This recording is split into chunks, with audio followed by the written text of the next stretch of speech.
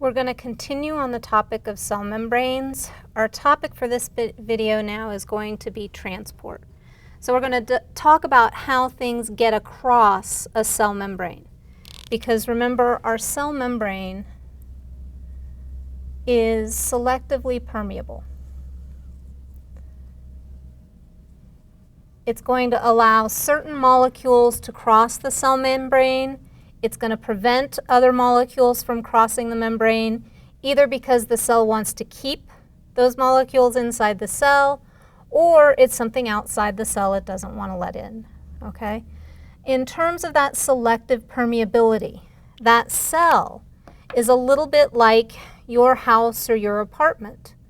You've got a key that opens the door to your house or your apartment and lets you inside, all right? That's the selective part of it, because your next door neighbor, at least hopefully, doesn't have the same key as you to get into your house, okay? So in terms of that selectivity, that's what we're talking about. Bringing some things in, keeping some things out. And in terms of transport, there's going to be two ways that we're going to transport things across that cell membrane. There's going to be passive transport, and there's going to be active transport, all right? In terms of that active transport, there's going to, the main difference that there's going to be between these two is the active transport requires something that passive transport doesn't. Active transport, you need energy in order to get that particular molecule across the cell membrane. And in terms of the energy that we're talking about, and we'll talk about all semester in this class, the energy of that cell is going to be ATP. And that ATP stands for adenosine triphosphate, which is a mouthful, which is why we call it ATP, okay? That ATP, the way I think of ATP, it's kind of like money to the cell. The cell is going to spend ATP on chemical reactions or molecules that it wants to bring into or get out of the cell, all right? There are also going to be chemical reactions that don't require any energy, all right?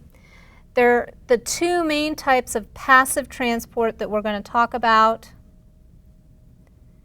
are going to be diffusion and osmosis, okay?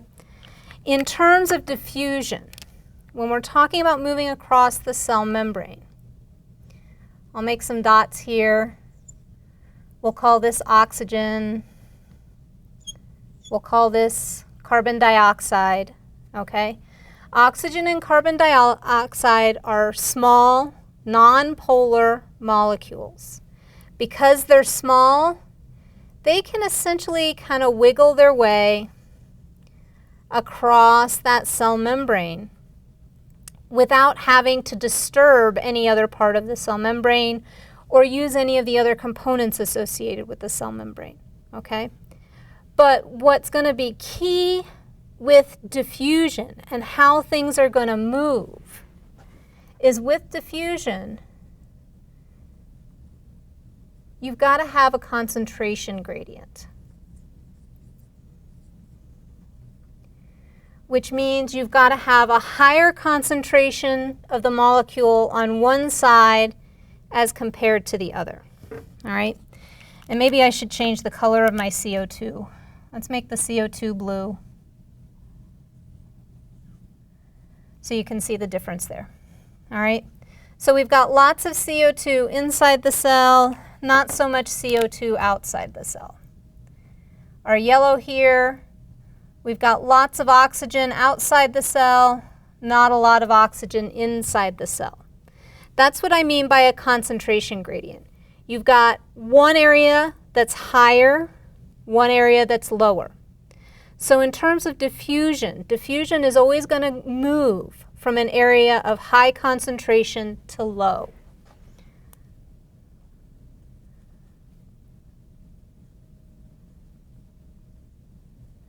That's why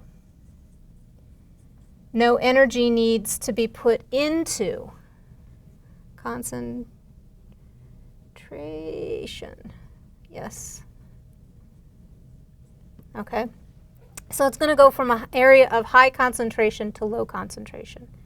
So small nonpolar molecules like oxygen, carbon dioxide, easily going to be able to diffuse across a cell membrane. Okay? Now in terms of osmosis, osmosis also is going to have a concentration gradient. But with osmosis, what we're talking about specifically, and I'm writing it in blue because we're talking about the movement of water. Okay? So when we're talking about osmosis, again, things will move. Let's just hypothetically here put more water outside than inside. Okay? Water is going to move across the cell membrane. Now in terms of water, remember water is a polar molecule. So water is actually going to need help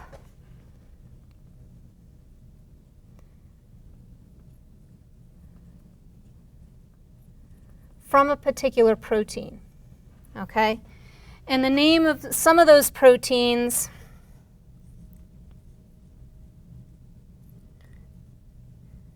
aquaporins are one example of a protein that allows water to move across a cell membrane. Again, it's always going to move from an area of high concentration to low concentration. Okay?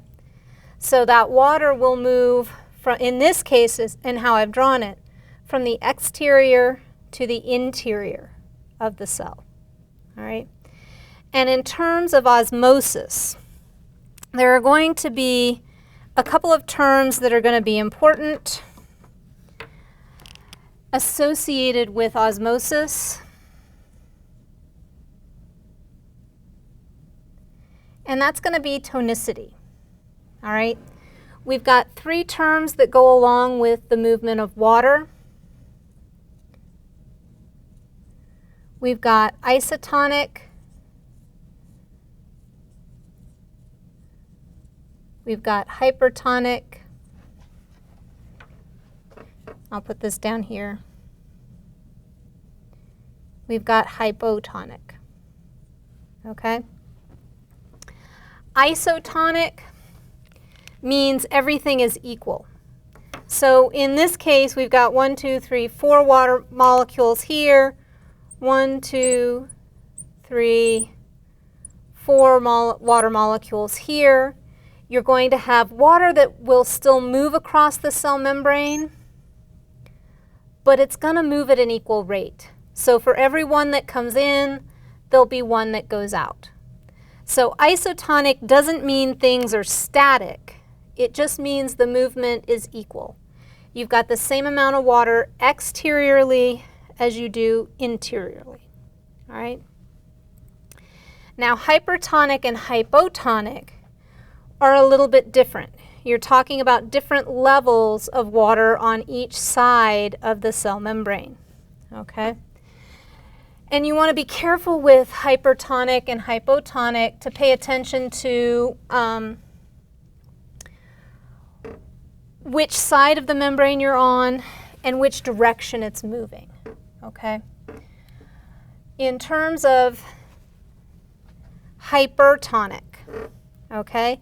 Hypertonic is going to mean you've got more water inside the cell than you do outside the cell, okay? And in what really that's getting to with the exterior cell is the solution or the liquid that's outside of the cell. So there's less water associated with it. Typically, when you're talking about a hypertonic solution, you've got more salts associated with it. And and less water.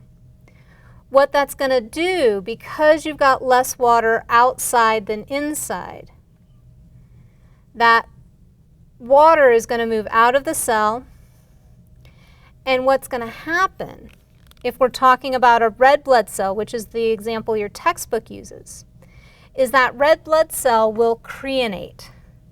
And what that means is the water is sucked out of the cell across the cell membrane, okay? And the reason the cell can't control that is because this is a passive type of transport. It's running entirely on the concentration gradient, all right? So hypertonic, you've got more water inside, less water outside of the cell. Hypotonic, we're going to flip that, okay? Hypotonic now, we've got a lot more water outside. Let me get my eraser here, my fancy rag. And less water inside. So in terms of our cell membrane, what ends up happening, we're now switching the movement, and we're now having water come into the cell. This potentially could be dangerous for the cell also, because when we're talking about a hypotonic solution, all right, so there's more water outside than there is inside, the cell can undergo lysis. All right, lysis just means that cell membrane kind of has a limit to how big it can get. If it takes on too much water, it's going to stretch that cell membrane until it bursts open. That bursting open is what we call lysis. All right, our hypertonic solution, the term I used for that was crenate. So essentially what the cell does, it loses all its water and it kind of shrivels up. All right. So where you may be kind of more familiar with these terms, all right, hypertonic solution would be something like seawater, all right? If you get stuck out on the ocean, you can't drink the seawater because it has more salt than your body does. So it's a hypertonic solution. You'll end up dehydrating if you drink seawater, because what that seawater is going to do, it's going to draw all the water out of your cells, okay? In contrast, hypotonic solution, things like water, you may be aware, several years ago now there was a radio contest where they challenged the contestants to drink as much water as they could for a particular prize, and one of the contestants died. Because what ended up happening for that person was they drank so much water is their blood became hypotonic. So in the plasma there was more water than there was inside their red blood cells. That caused the red blood cells to lyse. Having hypotonic conditions in the body can also do things like cause swelling on the brain, which can cause problems. But in terms of that, that's why regulating water in the body is very, very important. Okay, so in terms of that, I've only talked about the passive transport in this video. Next video, I'm going to talk a little bit more about active transport and how that happens. Okay, passive transport, no energy. Let me write that down. No energy is required, no ATP, okay? And it's going to move on concentration gradients. If you have any questions, please let me know.